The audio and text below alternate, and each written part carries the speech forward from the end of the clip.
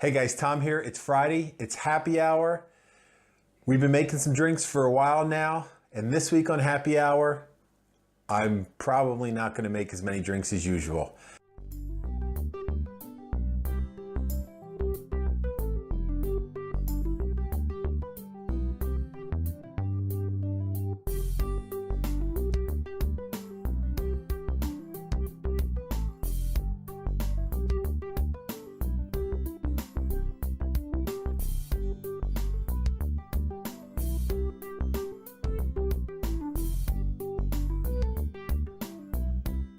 I thought I'd just go over some of the basics of what I use to, how I have my bartender station kind of outfitted. Now let me start this off by saying you don't need any of it. You need some glasses, any kind of glasses you have, some ice, and whatever you're making to drink. That's it, and you can have a good time with your friends and family.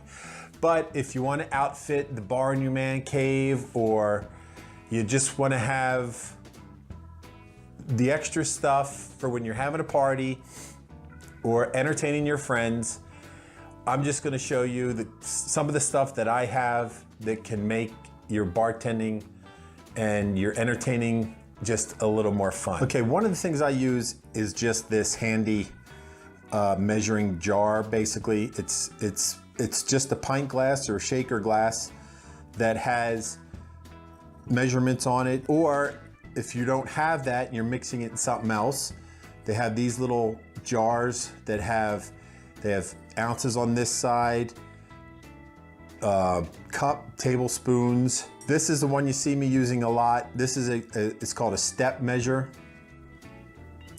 And it has little flutes in it. You can see there's little bump outs there, which each one is marked. Like you just fill it up to the top of that little ridge, that flute. Like this has an ounce, ounce and a half, 2, half ounce. So I would just fill it up to whatever the ridge that I want and then dump it in my glass.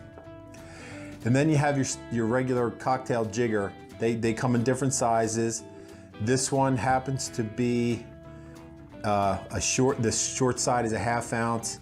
This big side is an ounce. They make some that are ounce and a half, whatever, ounce, 2 ounce. But it's basically just a two-sided pourer that you see bartenders using all the time.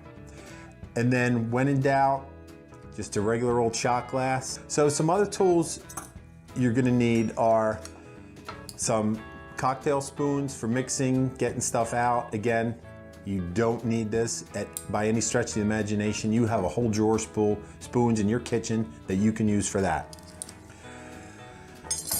A muddler. I like to have a muddler.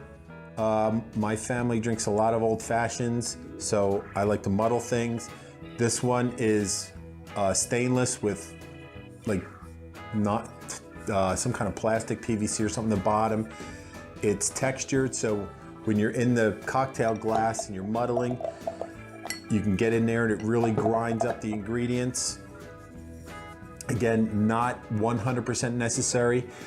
You could use the back end of like not an old, but a big wooden spoon you have, and that's gonna do the exact same thing. You might have to work at it a little harder, but that's gonna work just as well.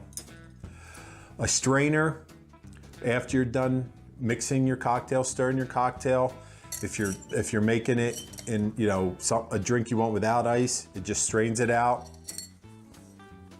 Again, you probably already have a little strainer in your kitchen utility drawer that you can use. You don't need one of these, but it's nice to have.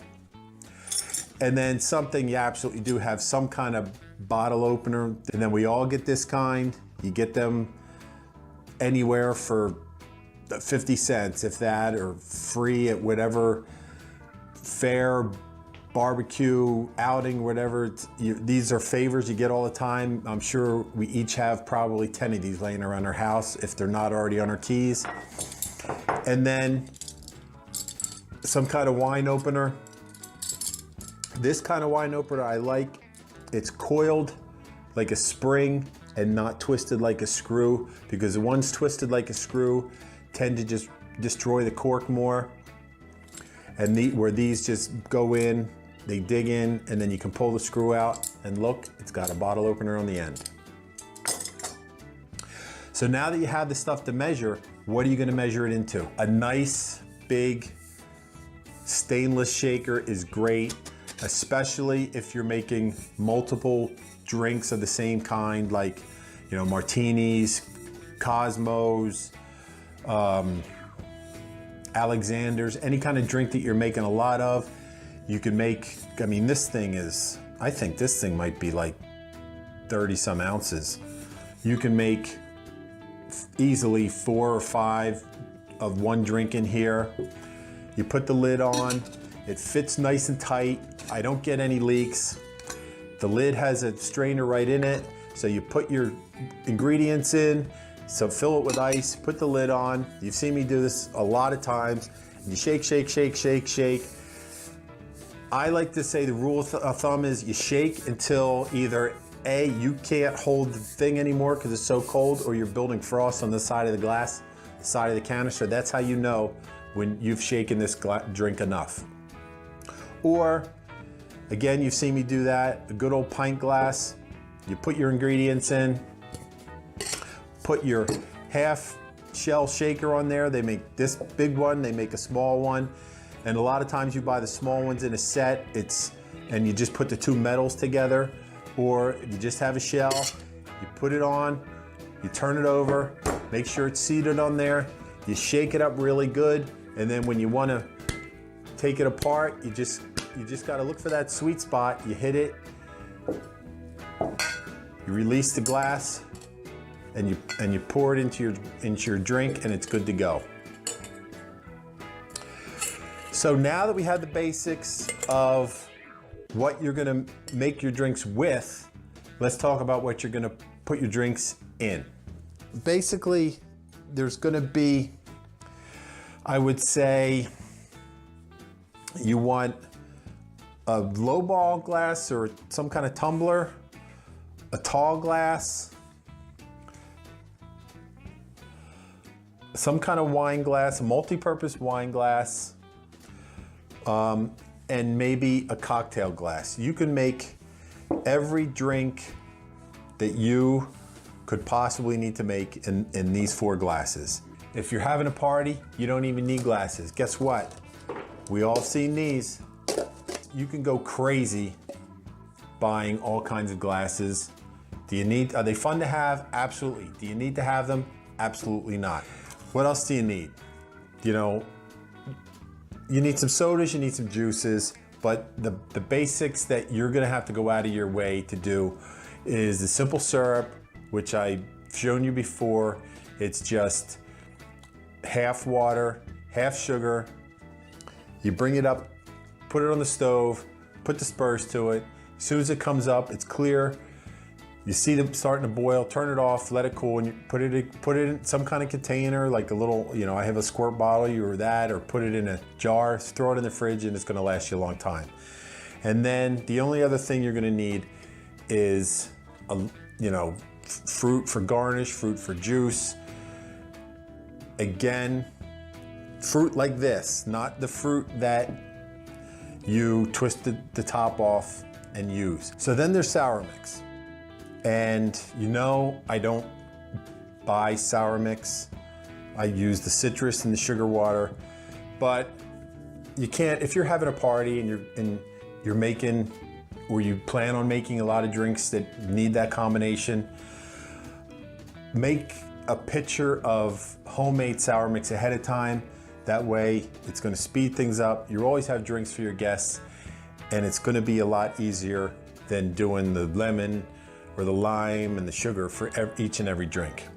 So this is my recipe for sour mix, and it's gonna be a cup or 1 part lime juice, 1 part lemon juice. And yes, this is lemons and limes that I squeezed myself, half a part orange juice, and then 1 part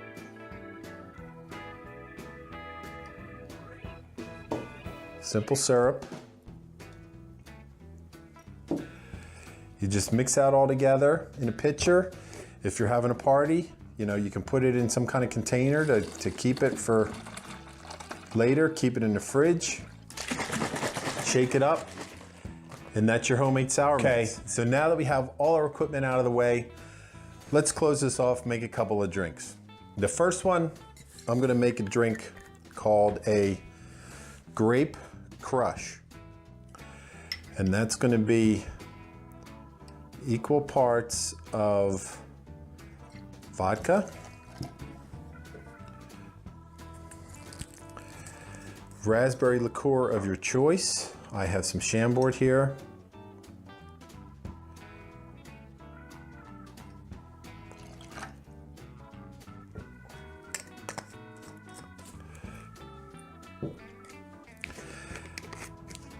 Add a little bit of the homemade sweet and sour that we made. Mix it up a little bit. I'm gonna top it with some club soda. You could garnish that with a cherry or some other fruit, and that would be great.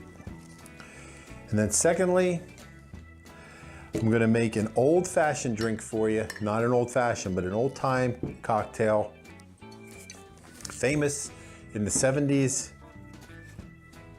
in the 80s, and that's a Sloe Gin Fizz. So, and it's basically, if you remember from before I made a Collins, it's basically just a Sloe Gin Collins. So it's 2 ounces of Sloe Gin, again, some of the homemade sweet and sour mix,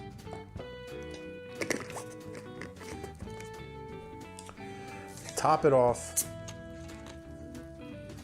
with some club soda. An orange and a cherry garnish is appropriate here. I don't happen to have any handy because I wasn't planning on making any drinks actually, but that is a Sloe Gin Fizz. I hope you got something out of this bartending basics video. The one thing I want you to remember, most important, is you don't need any of the stuff that I showed you to have a good time with your family and friends. The most important thing you need to remember is just have that good time responsibly. Make sure you hit that subscribe button. So that's it for me. Until I see you next time, remember, take care of yourself and your home. Cheers.